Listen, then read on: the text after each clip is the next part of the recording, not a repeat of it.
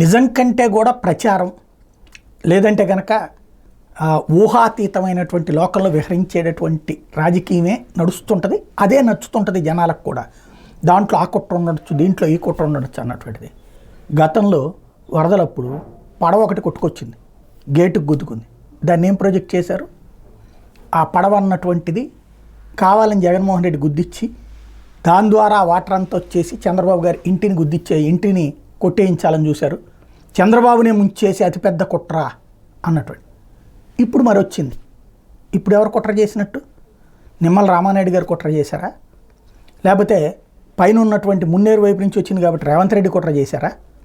Water అంతా కూడా అట్టించి వచ్చిందేమో అటు వెళ్ళిపోయింది. మున్నేరు కూడా ఇందులోకి యాడ్ అవుతుంది.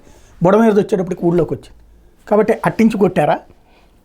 వాళ్ళని ఆయన కుట్ర చేసినట్ట, లేదా చంద్రబాబు గారి ఇంటిని పడగొట్టడానికి ఇంకెవరన్నా కుట్ర చేసినట్టు? అక్కడ బేసిక్గా వరదలప్పుడు ఇప్పుడు నిన్న కొట్టుకుపోయినాయి, కార్లు కొట్టుకుపోయినాయి, బళ్ళు కొట్టుకుపోయినాయి, అనేకం కొట్టుకుపోయినాయి.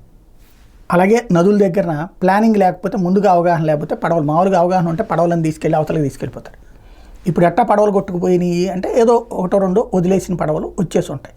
కొన్నిసార్లు ఏం చేస్తారంటే ఈ టైంలో వదిలేసేసి ఇన్సూరెన్స్కి కూడా క్లెయిమ్ చేసేవాళ్ళు కూడా ఉంటారు, పాడైపోయిన పడవలను వదిలేసేసి.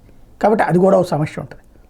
ఇప్పుడు ఇటట్లో కుట్ర సిద్ధాంతం అన్నటువంటిది ఆనాడు రచించాం, ఈనాడు అసలు నోరు మీద పట్టలేదని.